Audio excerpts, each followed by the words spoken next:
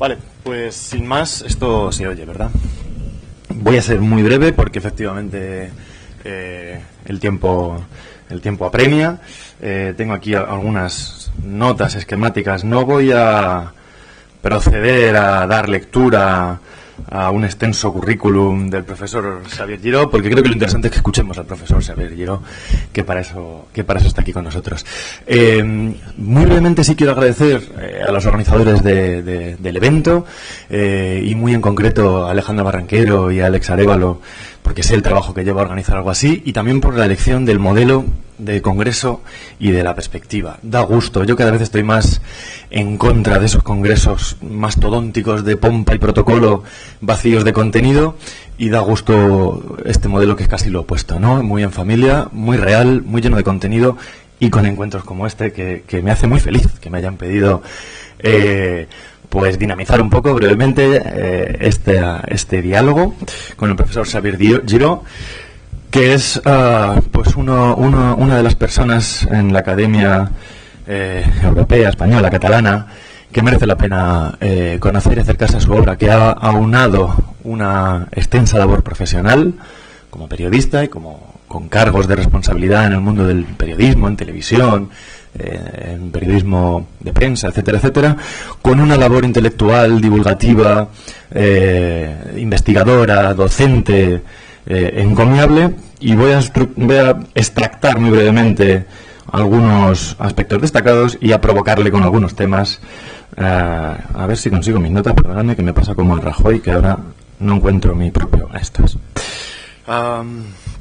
Bueno, pues muy brevemente, el profesor Xavier Giró, como seguramente ya sabéis, ha sido profesor de periodismo, hoy ya jubilado, profesor de periodismo en la Universidad Autónoma de Barcelona, de periodismo político. Ha dirigido el grupo de investigación del Observatorio de la Cobertura de Conflictos, que ha sido uno de sus temas fundamentales, sobre los que más ha escrito, investigado, y sobre que hoy le pediremos parte de la disertación. Ha dirigido el posgrado de la Comunicación de Conflictos y la Paz. Esta es una perspectiva muy interesante, la diferencia o el viaje de hablar de periodismo de conflicto y periodismo de paz, ¿no? O las implicaciones de uno y otro término, sobre lo que luego te querré preguntar. Bueno, es doctor en periodismo, posgrado en la Universidad de Washington, etcétera, etcétera. Lo tenéis online. Digo que no os voy a aburrir con detalles de un extenso currículum. Sí me interesa llamar la atención sobre la faceta profesional, porque esto en la academia no hay tantos profesores o profesoras que puedan aunar una experiencia profesional que incluya pues ser jefe de política española en el Diario de Barcelona en los años 80, ser jefe de informativos en televisión en Antena 3 en Cataluña en los años 90, ser redactor jefe de una revista de debate intelectual comprometido, político, como es Viejo Topo, que para muchos ha sido referente durante mucho tiempo, un espacio de debate privilegiado para entender nuestro tiempo político. En fin, contribuciones con obras, con libros sobre la parte sindical, laboral, los conflictos en la televisión. Ha escrito muchísimo, capítulos de libros, artículos, papers sobre migración, en concreto migración y periodismo de paz y periodismo de conflicto. Yo creo que si algún tema se puede reconocer como tema estructurante o central, ¿verdad?, de toda tu carrera, sería un poco el análisis de los medios y en concreto las coberturas de conflictos y el periodismo para la paz. Entonces voy a empezar por aquí, voy a empezar a tirarte de la lengua por aquí, saber ¿es esta la columna vertebral de tu obra? Sería un poco la reflexión sobre cómo los medios han dado cobertura a temas migratorios, a temas de conflicto. Pues sí. Se oye bien. Acércate un poquito. Sí, porque cuando has trabajado en prensa, aprendes muchas cosas y luego tienes que desaprenderlas, porque como los que habéis estado sabéis que la principal forma de aprender a hacer periodismo es emulando lo que hacen los otros periodistas cuando entras, ¿no? Vas como un pulpo en un garaje y haces eso. Entonces empiezas a encontrarte con que en la redacción se decide que ciertas cosas son noticia y a ti te parece, ¿y esto por qué? ¿No? Porque hay más factores ahí, ¿no? Pero todos los factores giran alrededor de uno fundamental, que es el conflicto. Sin conflicto no habría periodismo, bueno, no había cambio en la sociedad. La sociedad cambia a través de las luchas y el problema es cómo gestionamos las luchas. Y por eso creo que, bueno, me he centrado desde el principio en cómo cubrimos conflictos. Y hemos hecho de todo tipo, hemos hecho de guerras, hemos hecho conflictos políticos, conflictos con minorías étnicas, nacionalistas, patriarcales, de todo, no, pero muchos. Bueno, unos cuantos. A nivel metodológico, decía, has combinado perspectivas, pero sobre todo en los últimos tiempos te has centrado más o has trabajado más en el seno de los análisis críticos del discurso, Sí. ¿no? A mí me gustaría preguntarte sobre esto, sobre todo viendo que aquí también hay investigadores jóvenes, doctorandos, etcétera. ¿Algún consejo que nos pueda dar sobre cómo afrontar los análisis críticos del discurso? ¿Cómo se pone en valor este paradigma? ¿Cómo se pone en práctica? Bueno, esto es mucho más fácil de lo que parece, no tiene tanto mérito. Pero, si queremos discutir cómo un medio trata un conflicto, podemos hacerlo solo para ser doctores o lo podemos hacer para mejorar el mundo un poquito, ¿sí? Y si lo hacemos para ser doctores, nos podemos entretener en hacer estudios comparativos, por ejemplo. Este lo hace así, este lo hace así. ¿Y qué? Igual los dos lo hacen mal, o igual los dos lo hacen bien. No vamos muy lejos. Entonces la gracia del asunto es analizar si un conflicto ha sido cubierto de manera que su cobertura legitime el abuso de poder, la explotación, la discriminación o lo que nos parezca mal. Por lo tanto, lo que hay que hacer es así de fácil como analizar el conflicto, analizar y tomar partido, porque no se puede hacer otra cosa, no se puede ser neutral frente a la injusticia, por simplificarlo. Analizar el conflicto y a la luz de ese análisis discutir el discurso que han desplegado los medios y entonces sacar conclusiones. Es esquemáticamente así de sencillo. Luego se puede complicar un poquito más en función de las técnicas que utilicemos. Claro, si es un conflicto de carácter económico, habrá que saber economía. Si es un conflicto nacionalitario, habrá que saber de nacionalismos, de ideologías, bueno, ideologías siempre, ¿sí?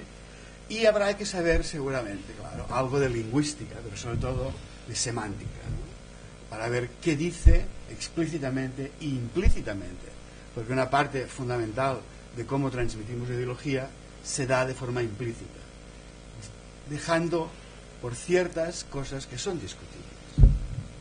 Sí, ahí tú has subrayado, conectando con esto último que decías, la importancia a la hora de analizar la cobertura, ¿no? De hacer un análisis crítico del discurso, de cobertura de los medios, no tanto en el formalismo analítico metodológico, sino que tú has subrayado mucho la importancia de cargar las tintas o poner más peso en hacer un buen análisis de la realidad, ¿no? La importancia de partir de buen análisis de la realidad para poder producir análisis de contenido útiles, análisis de discurso útiles. Sí, y es un análisis de la realidad que hay que asumirlo humildemente.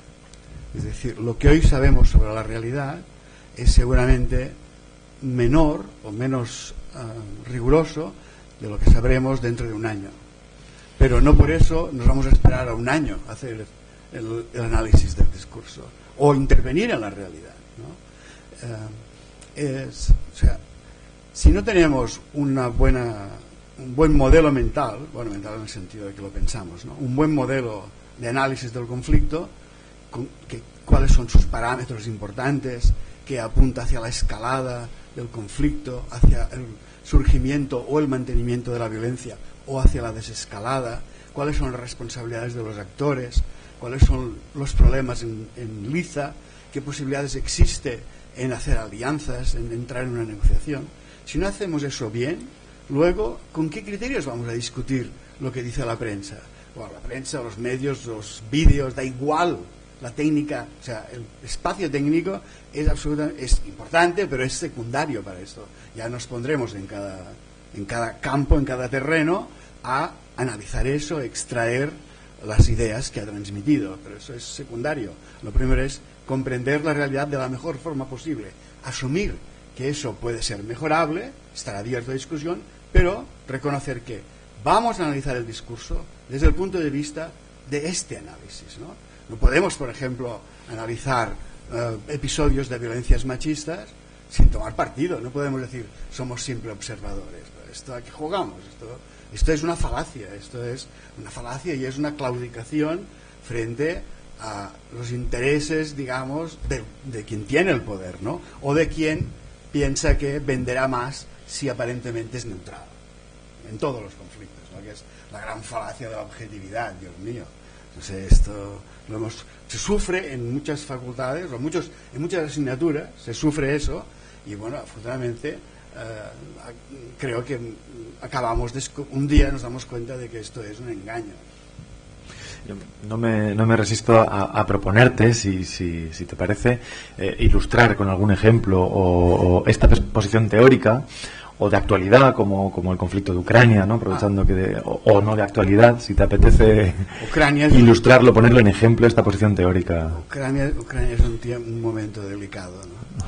Porque, bueno, por las posiciones distintas que hay, ¿verdad? Pero, por ejemplo, uno debe reconocer que su posición sobre el conflicto en Ucrania condicionará las críticas que hagamos. Pero y podemos ir estas críticas pueden ir creciendo en discrepancia y en profundidad. ¿Qué quiero decir? Por ejemplo, podríamos estar de acuerdo, podemos estar de acuerdo que la guerra es un desastre, ¿sí? Y que hemos llegado tarde, ¿sí? No la hemos impedido, ¿sí? Es un fracaso esto. Pero viendo lo que hay, habrá discrepancia. Unos pensarán, yo pienso, por ejemplo, estoy con los que piensan que lo más urgente es el alto al fuego, porque hay que poner la vida en el centro. Y lo que están haciendo hoy Zelensky y Putin, por ejemplo, claro, y el gobierno de los Estados Unidos y la Unión Europea, no es poner la vida en el centro. Están poniendo la victoria en el centro. La victoria trae más muertos, trae más dolor, siembra más odio, enseña un futuro horroroso, un futuro que es no futuro. No me voy ni a preocupar por el alquiler, ¿sí? Casi, ni por el cambio climático. Me da igual, claro que no, ¿verdad? Pero veis claro, desde este punto de vista, cuando un medio, por ejemplo, tomo este punto de vista para simplificarlo, ¿no? Entonces, cuando un medio da cancha a las posiciones, ya no de Putin, sino de Zelensky, diciendo, no, lo que necesitamos es la victoria, y dice, el gobierno rectifica y enviará más armas, eso es escalar en el conflicto. Están contando muertos. Es que si no tenemos armas los defendemos. Si tenéis armas vais a tener que defenderos más, porque va a haber más escalada del conflicto, vendrán más muertos, ¿sí? Podemos discutir más, ¿no? Pero este es un punto ya donde puede haber discrepancia. Puede ir a puntos donde la hay menos. Por ejemplo, puedo decir que ha habido una glamorización de la guerra. No sé si habéis visto el reportaje de Vogue sobre la Zelenska, ¿no? Era una cosa, unas fotografías de la Zelenska vestida con, no sé, Louis Vuitton, no sé qué era, ¿no? Pero en medio no la batalla, pero en medio de mujeres soldado sofisticadas, por ejemplo, ¿no? No sé, sabéis que, claro, Bucha fue una masacre, pero también sabemos que los muertos de Bucha fueron dejados ahí 4 días para ser mostrados a los periodistas que iban pasando como un tour operador, ¿no? Digamos, vamos a ver paquetes de periodistas. Esta exposición que tenéis aquí en el hospital, el antiguo hospital, en la ciudad, no lo habéis visto, no, de fuera no lo habéis visto. Hay una exposición sobre Ucrania que la ha dirigido un fotoperiodista que lo echaron porque en su momento, lo ha echado varias veces, en su momento había hecho un reportaje sobre soldados en el Donbass y había fotografiado unos soldados prorrusos, y eso ya les pareció sospechoso y no le han dejado trabajar en Ucrania. Lo han ido echando, ¿no? Bueno, hay montones de ejemplos, ¿no? En algunos de tus textos tú te has esforzado en diferenciar o en denunciar, digamos, cómo algunos medios que denuncian los horrores de la guerra sin embargo no trabajan suficiente por la paz, que no es lo mismo. No es lo mismo denunciar el horror de la guerra que hacer un periodismo de paz, que trabajar por la paz. Sí, este es un punto importante. Sí, no todos, bueno, pero es un punto delicado, porque no solo en la guerra, en montones de conflictos, la prensa estándar está capacitada, digamos, se siente legitimada, y lo hace, para denunciar los abusos de poder, ¿sí? Para denunciar los ataques a los derechos humanos en todos los conflictos, porque, bueno, tenemos una cierta sensibilidad sobre eso. Y, por ejemplo, el fotoperiodismo hace eso y tiene mucho valor. Los periodistas que cubren la guerra in situ hacen eso y tiene mucho valor. Denunciar el horror de la guerra, ¿sí? Denunciar que hay una unidad que comete crímenes de guerra, que hace abusos de poder, más allá incluso de la guerra misma, ¿no? Pero eso es una repetición continua del horror y el horror y el horror, que nos lleva, y ¿dónde está la salida? Aceptar el horror como una realidad inevitable. Y tenemos imágenes de eso, pero no tenemos imágenes tenemos mucho menos presente de los que pueden y deben negociar. No tenemos una atención puesta en las protestas contra la escalada de la guerra. O sea, ¿qué puede hacer cambiar a los gobernantes en su carrera por la victoria, en su carrera por la escalada bélica, ¿no? Pues la opinión pública, la protesta ciudadana, ¿no? Entonces, los medios estándar les está bien denunciar eso, pero entrar en políticas, o sea, hacer una cobertura desde las mesas de redacción que ponga en cuestión todo eso, es otro problema. Esto ocurre, por ejemplo, perdonad que vaya una incursión, lo último que he escrito ha sido un artículo sobre la evolución del periodismo feminista. Me atrevo con todo. Pero si os fijáis, ¿por qué hay revistas que son feministas distintas del feminismo que está presente en muchos medios estándar? Porque los medios estándar pueden llegar a denunciar el machismo, el abuso de poder, pero construir la alternativa es otra cosa. El periodismo tiene que romper con ese esquema limitante que es nosotros solo denunciamos. Y está bien que denunciemos, pero hay que comprender que en la medida en que hablamos de conflictos, intervenimos sobre los conflictos. Y esa intervención tiene que ser responsable en todas las escalas. O sea, si entramos ahí, eso tiene un efecto. Y el efecto puede ser movilizador o no movilizador, ¿sí? Por lo tanto, si hay una movilización que hacer, hay que favorecerla. Eso es hacer buen periodismo también. Un periodismo comprometido. Hay otros periodismos, pero esos a mí no me interesan, ¿sí? Y hay que hacer eso de cara a la opinión pública y de cara a la misma organización. Dile a las empresas privadas que vamos a feminizar vuestra organización, no solo poniendo mujeres arriba para que manden lo mismo que mandan los hombres. Vamos a hacerlas realmente democráticas, ¿no?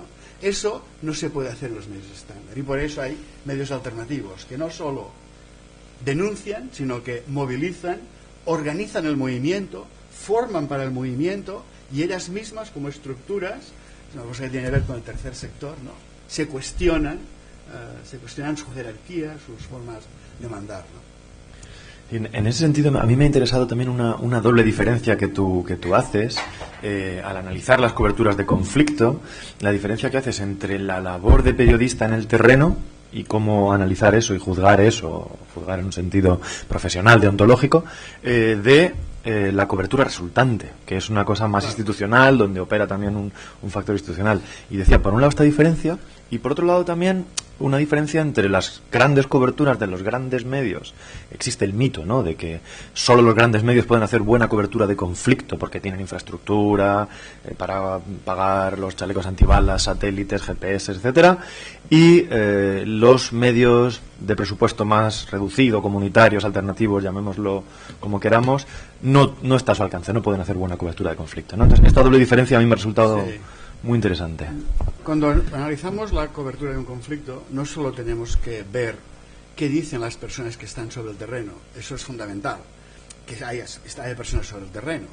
Es una parte importante, ¿no? Porque bueno, porque ven lo que ocurre, bueno, ven, suponiendo que vean, porque a veces no ven tampoco, a veces no les dejan ver. Digamos, los convoys de periodistas en Ucrania eran totalmente dirigidos. Por ejemplo, tenemos el testimonio de un periodista de TV3, catalana, que estaba en Odessa, donde al gobierno ucraniano solo le interesaba mostrar cómo protegían las estatuas, los monumentos, con sacos de arena.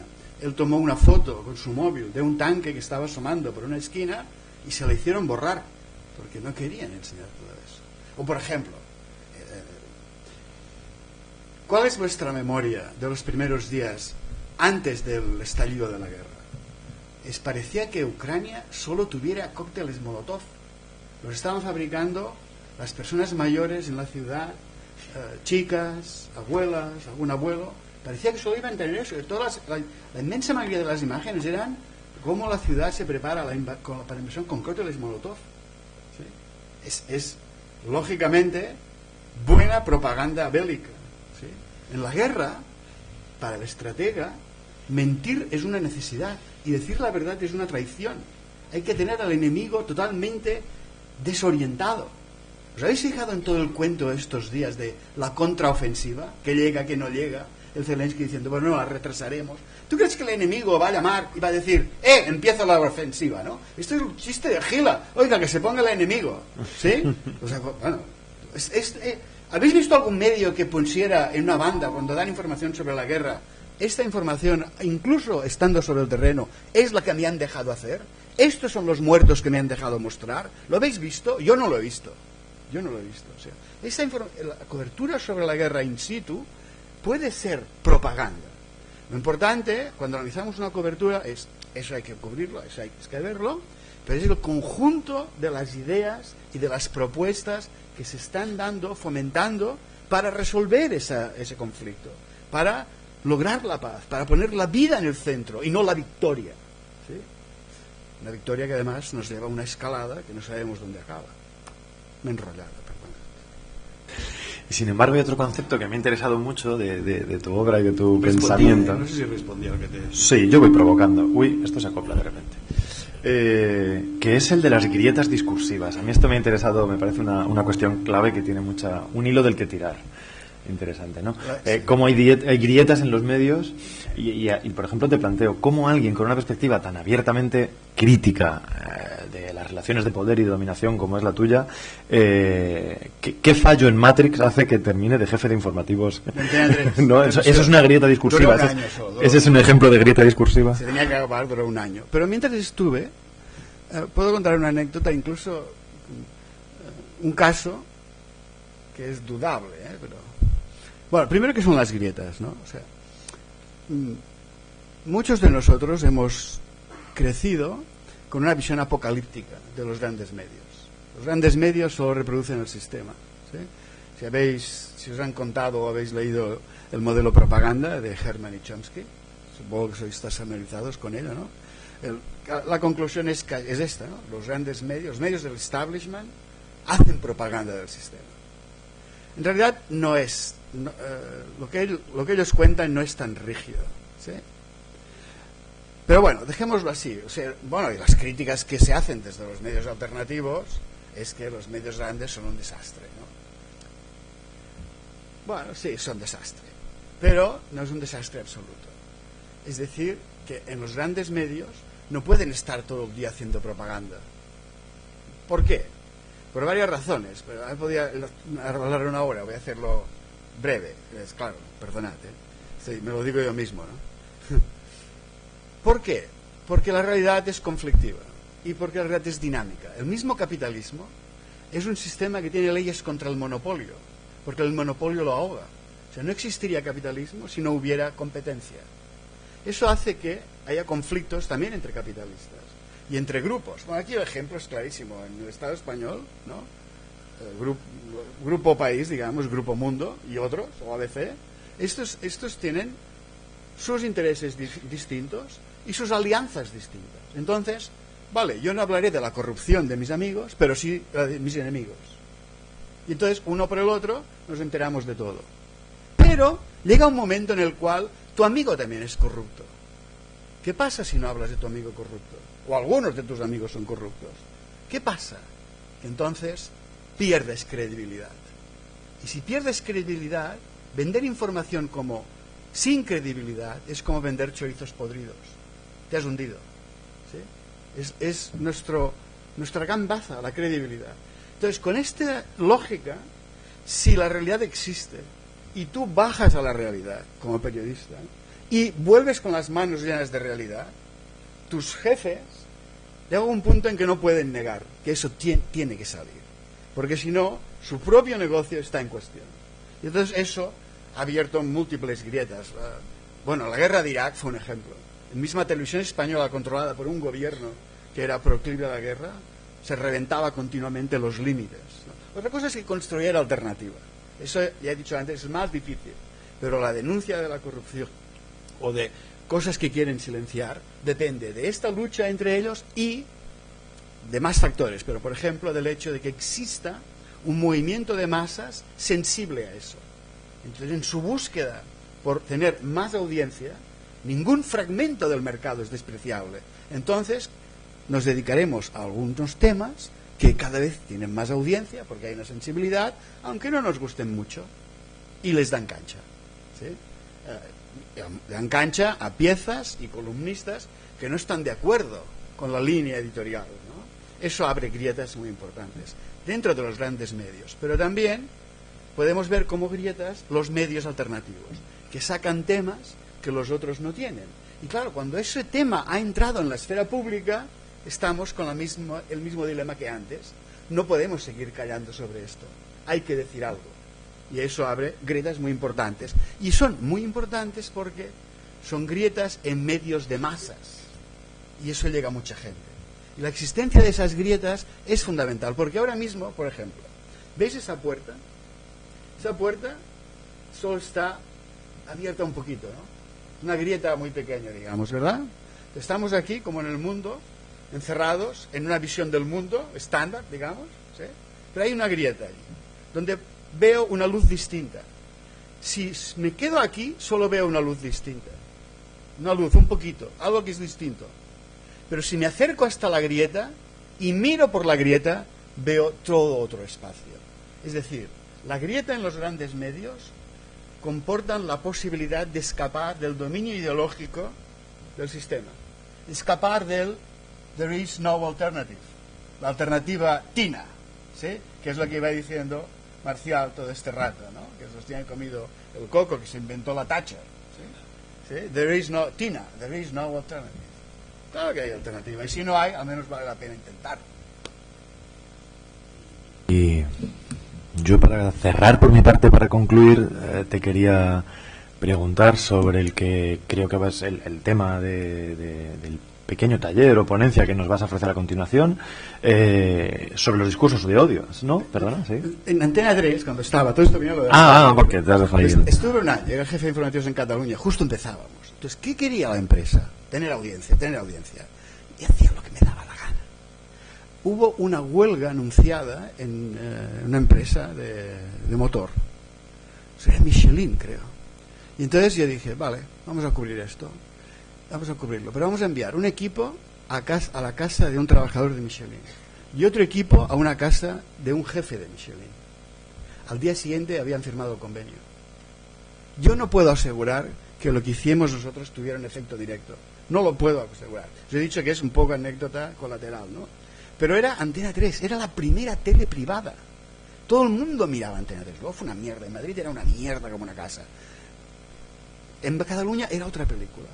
Porque se dio la que yo entré ahí porque unos amigos míos fueron los que montaron Antena 3, técnicamente. Y Madrid al principio tampoco era tan mía, fue degenerando, ¿no? Bueno, veis el asunto, teníamos un margen de maniobra para sacar que hicimos eso. Ya está, perdón. Es que era la anécdota que quería contar. Hemos hecho otras cosas que tienen incidencia, ¿no? Pero esa... Sí, la verdad que es una pena que el tiempo nos apremie, pero es mi labor ir tirando. Sí. Ibas a decir otra cosa. No, quería llevarte al terreno del que ha sido otro de los grandes temas de tu obra, de tu investigación, que es el análisis de los discursos del odio en medios y imagino que también más recientemente en grupos políticos, en redes, en distintos ámbitos, ¿no? Entonces, adelante con esto. Pues quizá lo mejor es que pase a contar. Venga, lo que adelante, hecho, sí, ¿no? vamos a... Es como si fuera casual, pero está preparado. Adelante. Mientras él se prepara, yo aprovecho para comentaros un regalo que me hizo ayer Xavier, que estuvimos en las cañas juntos por aquí, disfrutando de Badajoz, del centro de Badajoz, y de la maravillosa conversación con el grupo de profes e investigadores que nos juntamos. Que yo es una frase que yo creo que resume perfectamente la que podría ser mi posición. No sé si te estoy haciendo un spoiler. Las ideas son de todos. Son de todos. Yo me la tatuaría esta en concreto, que me resume muy bien la que podría ser mi posición política al respecto de qué hacemos con los discursos del odio. Porque la izquierda tiene un debate muy fuerte con esto. ¿Regular o no regular? ¿Nos convertimos en prohibicionistas de discursos o al prohibir ciertos discursos, por muy nazis que sean, les estamos regalando una publicidad que no merecen, etcétera? Y yo creo que Xavier anoche resumió esto en una frase que a mí me pareció maravillosa y que de verdad me plantearía tatuarme, que es ni prohibir ni dejar pasar. Y con esto te doy la palabra. Muchas gracias. Bueno, muchas gracias por la invitación y por esto, que me siento un poco abrumado de todo esto, pero bueno, es una oportunidad para discutir y compartir ideas que, bueno, son un poco raras a veces, ¿no? Hay una parte de esto que tiene física, ¿no? Que seguramente la habéis visto, este dibujo alguna vez, ¿no? Para contar qué es el discurso del odio, ¿no? Es el resultado de calentar con miedo la ignorancia, y eso destila odio. Voy a hacer un matiz aquí. ¿No? ¿Micro? Vale, ¿así? Vale. Quiero matizar solo que no me gusta mucho la palabra ignorancia, porque puede comportar una idea de superioridad, ¿no? Nosotros los listos y los ignorantes son los que van a pringar, ¿no? Vamos a reenfocarlo como ignorancia en el sentido de falta de conocimiento de qué, ¿no? Falta de conocimiento de cómo funcionan las cosas, de cada conflicto, de cuáles son las razones. Vamos a imaginarnos que tenemos un conflicto como este, donde ¿qué es lo que vemos de entrada en un conflicto? De hecho, casi nunca vemos nada hasta que no hay actos violentos, ¿sí? Hay algo llamativo, ¿no? Enfrentamientos, algo visible. Ahí en ese plano hay una serie de actores enfrentados, ¿vale? Pero eso, ¿de qué vienen esos actos violentos? Seguramente, bueno, pongamos por caso, ahora es igual, no todo va a quedar ahí, pero esto suele venir de unas decisiones legales, políticas, o quizá unos acuerdos, quizá no muy buenos, falsos acuerdos, o no muy buenos acuerdos, que no han resuelto, también entre varios actores, que no han resuelto un problema subyacente, como es el de la desigualdad, el abuso de poder, los desequilibrios, el mal reparto de la riqueza, ¿sí? Podéis imaginar que esto podría ser un esquema, un primer esquema de un conflicto migratorio, como el que hubo en muchos lugares de España, pero en Cataluña especialmente, cuando hubo muchos encierros reclamando papeles para todos, ¿sí? Arriba, papeles para todos. ¿Por qué? Porque hay una ley de extranjería que no soluciona nada. ¿Por qué? Porque hay un conflicto subyacente, que es la gente emigra expulsada por la colonización, la guerra, la explotación, etcétera, ¿verdad? Si comprendemos esto, ya no hay ignorancia. Entonces, por mucho miedo que te quieran meter, ya no lo lees de la misma manera. Bien, entonces, eso sería una comprensión del conflicto. Se puede complejizar más, pero para el caso, veamos esto, ¿no? ¿Qué es lo que ocurre? Veamos un poco más de conflicto. Tenemos una crisis del capitalismo recurrente, continuamente, sinusoidal, si queréis, que ataca, daña a personas vulnerables, personas colectivos. Esas personas piden trabajo, protección, ayuda a un gobierno normalmente de izquierdas, ¿no? Un estado del bienestar, que sin embargo no responde suficientemente a esas demandas. En estas llegan unos señores y dicen, es que la culpa de todo esto la tiene la inmigración, de que haya paro, la extrema derecha. La culpa de que los sistemas de valores estén todos cabeza abajo, la tiene el feminismo. Y la culpa de todo este desorden la tienen la diversidad, las lenguas distintas, las autonomías. El independentismo es un buen cabeza de turco, bueno, se dice un chivo expiatorio, pero animalistamente no podríamos decir chivo expiatorio, es decir, es una buena excusa, ¿sí? Y la disidencia en general, ¿no? Es decir, todo esto tiene la culpa de todo lo que nos ocurre. Y además, este gobierno malgasta dándole pasta a todas estas cosas, ¿no? O sea, nosotros sí que os prometemos trabajo, ayudas y protección. ¿Cuál es la conclusión? Así de fácil. ¿O no? Este es el esquema básico de cómo funciona la cosa, ¿no? Hemos culpado a una serie de sectores, ¿sí? Y si los hemos culpado de la culpa de nuestro desastre, es automático. Si él tiene la culpa, le odio. Esta es la raíz del odio del que hablamos, ¿sí? Vale, entonces la pregunta es, ¿cómo y qué hacemos con todo esto, no? Bueno, pues ¿qué hacemos con todo esto? Si solo pensamos en el discurso del odio, vamos despistados. El discurso del odio solo es discurso, es importante, ¿sí? Insultar es importante, pero el discurso no está nunca solo. El discurso forma parte de un dispositivo, Foucault, ¿sí? Ese es el dispositivo. Un dispositivo que tiene tres esquinas: las prácticas discursivas, las prácticas no discursivas y las realidades materiales. Foucault dice, cuando tenemos una emergencia, desplegamos un dispositivo con estos tres elementos. O sea, hacemos algo, prácticas no discursivas, legitimamos lo que hacemos o discutimos qué es lo que vamos a hacer, prácticas discursivas, y lo hacemos con cosas. Por ejemplo, si hay mucha delincuencia, ¿qué hacemos? Una ley. ¿Qué hacemos? Más polis. Tenemos más policía, y esos policías, ¿qué harán? Pues detendrán a gente. ¿Cómo la detienen? Con esposas, con pistolas, y las meten en la cárcel. ¿Sí? Realidades materiales. ¿Qué quiere decir? Que el discurso de la extrema derecha no es un discurso solamente discurso, es un discurso que legitima unas prácticas de explotación, de discriminación, de abuso de poder, que se hacen con realidades materiales. Y con eso quiere decir que si solo cambiamos el discurso y no cambian las condiciones materiales que ha empujado a aquella gente a las líneas rojas, ¿os acordáis de esto? ¿Sí? ¿Os lo pongo otra vez? ¿Sí? Si no cambian las realidades materiales, no va a cambiar nada. Las líneas rojas van a seguir funcionando de la misma manera. No basta con discurso para combatir discurso. Dicho esto, sigamos. Discurso del odio, por si alguien tiene dudas, es una definición del Consejo de Europa, un poco modificada. Toda forma de expresión que difunde, incita, promueve o justifica el odio racial, la xenofobia, el antisemitismo, el antifeminismo u otras formas de odio basadas en la intolerancia y que socavan la democracia, la cohesión cultural. Bien, no hace falta demos vueltas. Propuestas de solucionar. ¿Conocéis esto? Bueno, pues podéis olvidaros de esto, porque es flojísimo. Pero es interesante, no está malintencionado. La Ethics Journalism Network han elaborado 5 recomendaciones, 5 consideraciones frente al discurso del odio, ¿no? ¿Qué tienen que hacer los periodistas cuando lo ven? Primero, pensar en el estatuto del emisor.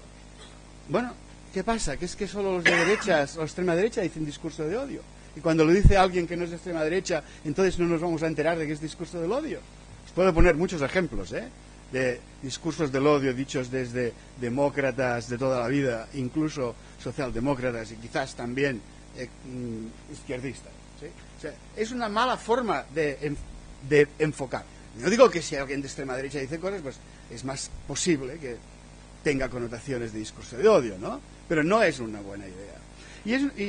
O sea, no nos orienta bien. El discurso hay que ver lo que dice, no solo quién lo dice. Luego ya veremos quién lo dice, pero es qué dice, qué legitima, ¿sí? Lo veréis en un rato. Imaginaos además que para este punto su reflexión dice, no es el trabajo de los periodistas adaptar contraposiciones, sino ver o comprobar las afirmaciones y los hechos. Esto es profesionalismo. Esto no toma partido. Claro que hay que comprobar los datos, pero los datos no nos llevan muy lejos, ¿sí? Si es verdad que 3 marroquíes han robado un coche, 3 marroquíes han robado un coche. Dato comprobado. ¿Y qué? ¿Dónde más vamos con esto? ¿Sí? Hay que decir muchas más cosas. Hay que decir que has etnificado el delito, que has representado la marroquinidad como un elemento relevante para el robo de coches. Bueno, este es uno de los puntos. El siguiente dice, bueno, hay que estudiar cuál es el alcance, ¿no? Cuán lejos lleva el discurso. Si es una cosa que se dice en un bar, no vale la pena. Y si se dice en un sitio grande, entonces sí. A ver, ¿entonces qué? Si se dice en un sitio grande, alguien que llega, que tiene alcance, es más importante, ¿de acuerdo? Pues si es más importante, ¿qué? ¿Hablamos o no de él? ¿Sí? Porque si es más importante y va a tener efectos negativos, entonces no hablamos de él. O sea, como no tenemos tiempo, voy a saltármelo esto, digamos. ¿Me seguís? ¿Sí? Quiero decir que las consideraciones que va haciendo son sobre la importancia de quien ha emitido el discurso del odio. Pero no te acaba diciendo, si es un tío poco importante, no le hagas caso, ¿de acuerdo? No magnifiquemos, ¿sí? Pero si es importante, ¿qué? Hay que darlo. No dice que no haya que darlo, tampoco. No lo aclara. Supongamos que como es importante, habrá que darlo. Entonces, ¿cuándo sabemos si lo damos? Y la siguiente pregunta es, dice, ¿qué objetivos tiene el discurso? ¿Tiene la intención de causar daño? ¿Cómo sabes si tiene la intención de causar daño? ¿Te has metido en su cabeza? No puedes meterse en su cabeza. ¿Cuántas veces se dicen cosas sin intención de hacer daño y hace daño? Eso es lo que nos preocupa a nosotros. No si había intención o no. Uno, intención, a científico, preguntarse por la intención. No puedes preguntar. Eventualmente podríamos pensar sobre ello, pero no puede ser el criterio. Solo pensar porque es malvado, entonces será discurso del odio. No nos ayuda, ¿no? Bueno, voy a saltar los distintos porque van todos por ahí, ¿no? La intención, bueno, hay alguna que está muy bien. ¿Esto puede causar daño en un determinado contexto de agitación? Bueno, pues si puede causar daño, tienes que cubrirlo. O sea, el problema no es cubrirlo, no, el problema es cómo lo cubres. Ahí está el asunto, ¿no? ¿Por qué? Porque se plantea este dilema. O sea, el dilema de cubrimos o no se plantea alrededor de... ¿Dónde estaba mi agua? Alrededor del círculo vicioso de la cobertura del discurso del odio, ¿no? Tenemos acciones de odio que ocurren, que evidentemente producen noticias y no podemos dejar de cubrirlas. Además, porque si no la cubres tú, la cubre otro y la gente se entera igual. Esa reproducción de lo que ha ocurrido en noticia, en gran parte, al constatar su existencia, ya comporta una dosis de legitimación. No para nosotros, pero para mucha gente sí. Y esa dosis de legitimación alimenta el discurso del odio, que a su vez provoca nuevas acciones. ¿Cómo rompemos esto, no? ¿Cómo rompemos esto? Si recordamos la explicación del conflicto, ¿sí? Y ahora replanteamos este círculo vicioso de la siguiente manera. Tenemos una acción de odio. Bien, produce noticias, de acuerdo, damos noticias, ¿sí? Pero a esta reproducción no solo decimos, ha habido 3 fachas que han roto las piernas a yo que sé quién, sino que decimos, hay un conflicto que funciona así, ¿sí? Cuando damos la explicación del conflicto, bloqueamos la reproducción del discurso de odio. Desactivamos el hecho de que solo esa presencia pues ya queda legitimada. La deslegitimamos con una buena explicación de cuáles son las causas que ha generado ese conflicto y cuáles han sido las respuestas. Igualmente, si esta presencia de discurso de odio va acompañada de una buena comprensión del conflicto, esquemáticamente puesto con este cilindro intersectado, deslegitimamos las acciones de odio. Vale. Ahora vamos a ver entonces cómo identificamos ideología proclive al odio en un fragmento discursivo o en una narrativa, decís ahora. A mí me gusta más decir discursos, fragmentos discursivos o piezas discursivas, ¿no? Vamos a hacer unas cuantas preguntas, poquitas, pero vamos a hacer unas preguntas. Lo primero que hay que hacer es, y es esto que uno se lo puede plantear como periodista, pero también como activista, para criticar los discursos de otros y para autorreflexionar sobre el discurso de uno mismo o de un colectivo mismo, ¿sí? Tenemos un documento. De ese documento hay que extraer las ideas que contiene, ¿sí? Me es igual quién lo ha escrito, ¿sí? De momento me es igual. ¿Qué ideas contiene? Explícitas e implícitas. Esto es una parte que hoy no voy a explicar. O lo puedo explicar en otro momento, si queréis, pero una parte que se puede complicar, pero no es muy complicada tampoco, ¿sí? ¿Qué dice? Si yo digo, por ejemplo, el gobierno todavía no ha expulsado a los marroquíes, ¿sí? ¿Qué estoy diciendo? Que los tiene que expulsar también, no solo que no lo haya hecho, ¿verdad? Contenido implícito. Hay más casos, pero ya lo pilláis, ¿vale? Entonces, una vez tenemos esas ideas, hay que preguntarles. Primera pregunta. ¿Alguna de estas ideas ¿crea o refuerza estereotipos o prejuicios contra miembros de una minoría o de un grupo minorizado, de los que son normalmente objeto las acciones y discursos del odio? Si es que no, evidentemente no pasa nada. Estupendo, ¿vale? Si es que sí, hay que responder a más cosas. A ver, ¿cuál es exactamente el estereotipo? ¿Sí? Y ¿cómo lo ha hecho? ¿Sí? Lo ha hecho a través de datos, a través del léxico negativo, a través de falsedades, con folclorización, otra cosa que ahora no se me puede ocurrir que quizá encuentro. Y si es que sí, ¿cuál es ese estereotipo? ¿Y por qué es un estereotipo? Porque si no somos capaces de explicar por qué eso es un estereotipo o un prejuicio, vale más que nos callemos. Hay que desconstruirlo. No vale decir, la gente ya lo entenderá. Porque hay muchos que lo tienen asumido y no lo entienden. ¿Sí? Hay que estar preparado para eso, ¿vale? Entonces, una vez hemos hecho esto, nos podemos preguntar, ¿este texto estaba en una perspectiva racista, patriarcal, colonial, utilitarista, endocéntrica? ¿Cuál era el fondo ideológico? Pero esto viene al final, ¿vale? Segunda pregunta. Esta primera es estereotipos y prejuicios. Segunda pregunta. ¿Propone medidas de discriminación o las legitima? Si es que no, no pasa nada. Si es que sí, ¿cuáles? ¿Y por qué discriminan? ¿Por qué esa discriminación es injusta? Porque hay gente que no le parece que sean injustas. Hay gente que piensa, primero los de casa. Primero los de casa. A ver, ¿queréis que salgamos a la calle y preguntar cuántos están en contra de esto? ¿Habéis visto alguna campaña electoral de un partido que diga, nosotros no estamos de acuerdo con primero los de casa? ¿Lo habéis oído? Yo no, Yo no. ¿Me seguís, no? Esto es duro, Bueno, quiero decir, este es el discurso del cada día. En realidad es el del cada día. Y esto de no decir primero los de casa, no es Vox únicamente. No es Vox. ¿Sí? Sigo. Entonces, ¿por qué es injusta? ¿Por qué está mal esa medida? Primero, porque es ilegal. Es un criterio, pero es un criterio cortito. Es un criterio cortito. Muchas cosas son legales y son escandalosas. Escandalosas. ¿Sí? Segundo, atenta contra un derecho humano. Esto está mejor. Pero tampoco es total. Porque no sé si sabéis que tenemos el derecho humano de largarnos del lugar donde queramos, pero no tenemos el derecho humano de entrar en otro lugar. Y nos quedamos ahí, en el Mediterráneo. ¿Sí? Por decirlo de alguna forma, ¿no? O en el desierto de yo que sé qué. ¿Es asimilacionista? ¿Asimilacionista? Va, no me entiendo. Estoy alargándome mucho ya, ¿no? No falta mucho. Paternalista, patriarcal, utilitarista.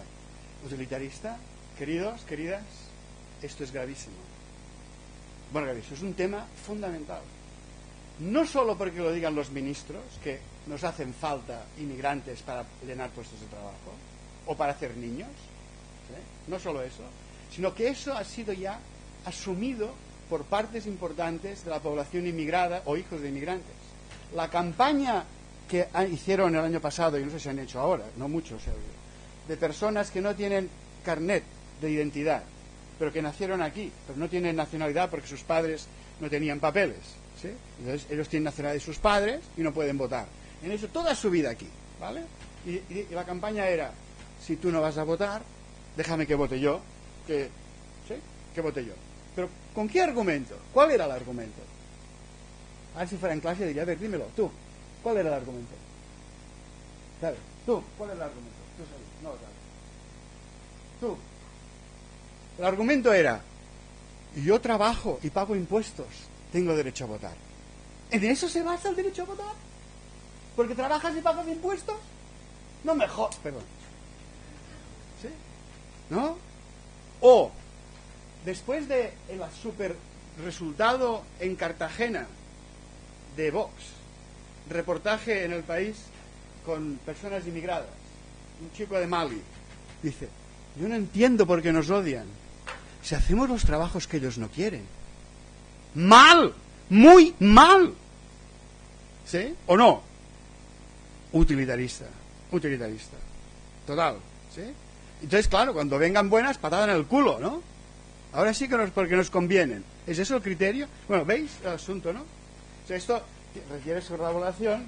Me he entretenido un poco para que veáis que son perspectivas muy distintas de crítica y que podemos ir sumando, ¿no?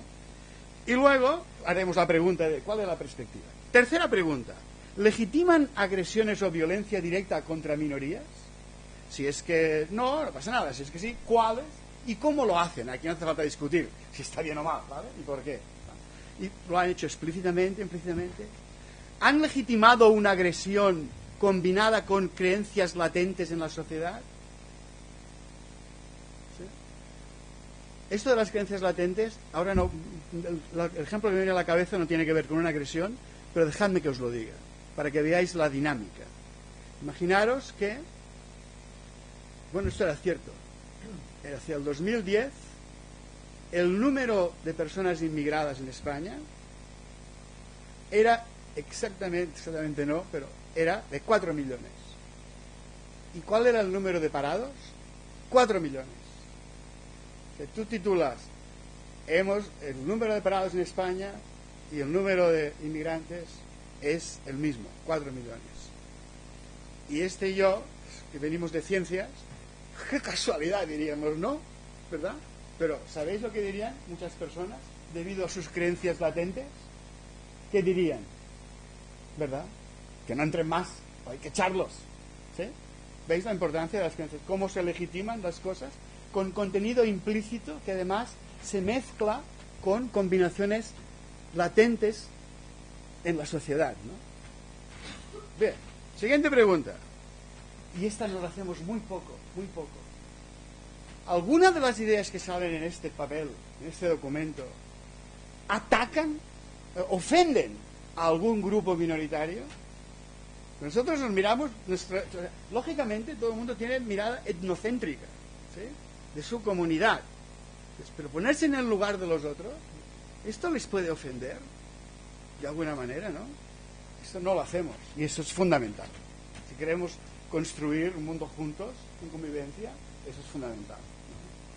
Si es que sí, ¿a qué grupo y cómo lo ha hecho? Porque ataca su dignidad, porque lo insulta, porque generaliza algún acto malo de uno al conjunto, etcétera, ¿no? Bueno, y queda una pregunta con una lógica totalmente distinta de las que hemos hecho hasta ahora. Solo una, que es: ¿qué elementos falta en este discurso para desactivar alguno de los mecanismos anteriores? ¿Sí?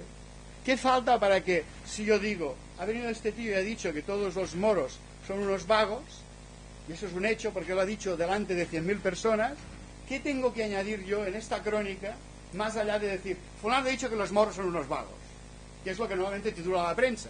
Y algunos ya lo entenderán bien, pero una parte del público no lo va a entender bien. ¿Sí? Porque sus creencias latentes son otras y simplemente va a legitimar ese insulto. ¿Sí? ¿Qué hay que añadir? ¿Qué nos faltaba añadir para que poder hablar de ello, denunciarlo, desconstruirlo, ¿no?, para neutralizar su efecto e incluso más, combatirlo, ¿no? Ahora, cuando las tenemos todas, ¿no?, esas preguntas, bueno, ¿cuáles las responsabilidades? Había causas estructurales, lo que sea, ¿no? ¿Sí? Ahora lo podemos poner todo junto y nos podemos preguntar en conjunto, ¿en qué perspectiva estaba esto? Colonial, patriarcal, endocéntrica, lo que sea. Y a partir de aquí ya solo nos falta estar preparados. Hay que prepararse para esto. Hacer esto es ir contracorriente. Si no estamos preparados, solo la marea del cada día se nos llevará por delante. Haremos periodismo saltando de árbol en árbol, de incidente en incidente, y no un periodismo transformador de